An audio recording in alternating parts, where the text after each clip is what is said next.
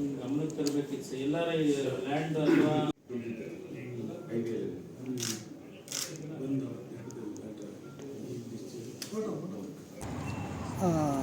ಸರ್ಕಾರಿ ಜಾಗಕ್ಕೂ ಮುಸ್ಲಿಂ ಜನಾಂಗಕ್ಕೂ ಯಾವುದೇ ಒಂದು ಸಂಬಂಧ ಇಲ್ಲ.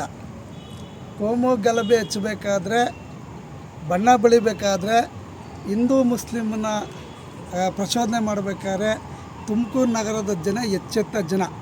ಇಲ್ಲಿ ಹಿಂದೂ ಮುಸ್ಲಿಂ ಕ್ರೈಸ್ತರು ಎಲ್ಲ ಒಗ್ಗಟ್ಟಾಗಿ ಶಾಂತಿ ಸೌಹಾರ್ದತೆಯಿಂದ ಬಾಬಾ ಸಾಹೇಬ್ ಅಂಬೇಡ್ಕರ್ ಬುದ್ಧ ಬಸವಣ್ಣನ ಅಡಿಯಲ್ಲಿ ಎಲ್ಲ ಶಾಂತಿಯಿಂದ ನೆಲೆಸ್ತವ್ರೆ.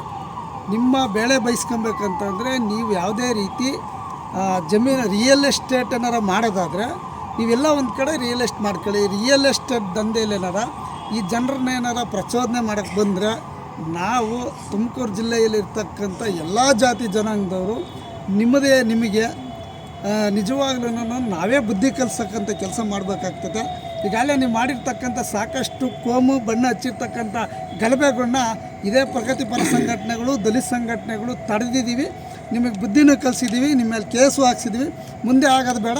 ಈಗಾಗಲೇ ಈ ವಿಚಾರವಾಗಿ ನಾವು ಜಿಲ್ಲಾ ಪೊಲೀಸ್ ಅಧಿಕಾರಿಗಳಿಗೆ ಈ ರೀತಿ ಘಟನೆ ನಡೀಬಾರ್ದು, ಹೊರಗಿನ ಜನ ಬಂದು ತುಮಕೂರು ನಗರದ ಜನವನ್ನು ಪ್ರಚೋದನೆ ಮಾಡಬಾರ್ದು ಅಂತ ಹೇಳಿ ಮನವಿ ಕೊಟ್ಟಿದ್ದೀವಿ. ಹಾಗಾಗಿ ತುಮಕೂರು ನಗರಕ್ಕೆ ಒಂದು ಶಾಂತಿಯನ್ನು ಕಾಪಾಡಲಿ ಅಂತ ಜಿಲ್ಲಾ ಪೊಲೀಸ್ ಅಧಿಕಾರಿಗಳಿಗೆ ಇಂದು ನಾವು ಮನವಿ ಮಾಡಿದ್ದೀವಿ.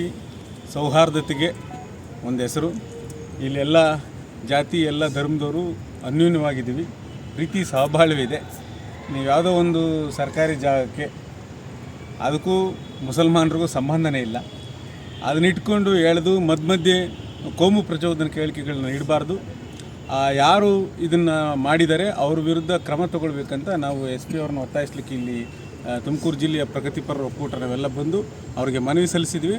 ಯಾವುದೇ ಕಾರಣಕ್ಕೂ ಅದೊಂದು ಯಾವ್ದು ಲ್ಯಾಂಡ್ ಇದೆ ಅದು ನಿಮ್ಮ ಮತ್ತು ಯಾರು ಸರ್ಕಾರದ ಮಧ್ಯೆ ನಡ್ತಕ್ಕಂಥದ್ದು, ಅದ್ರ ಮಧ್ಯೆ ಬೇರೆ ಇವ್ರನ್ನ ತಂದು ಅನಗತ್ಯವಾಗಿ ಕೋಮು ಪ್ರಚೋದನೆ ಮಾಡಬಾರ್ದು.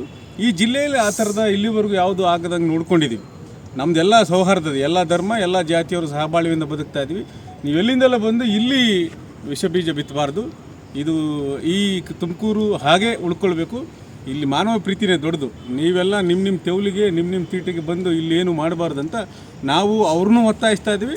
ಆ ಥರದ ಕ್ರಮಗಳಾದರೆ SP ಅವರು ಅದ್ರ ಮೇಲೆ ಕ್ರಮ ತಗೊಳ್ಬೇಕಂತ ನಾವೆಲ್ಲರೂ ಒಕ್ಕೂರಿನ ಮನವಿಯನ್ನು ಇವತ್ತು ಕೊಟ್ಟಿದ್ದೀವಿ.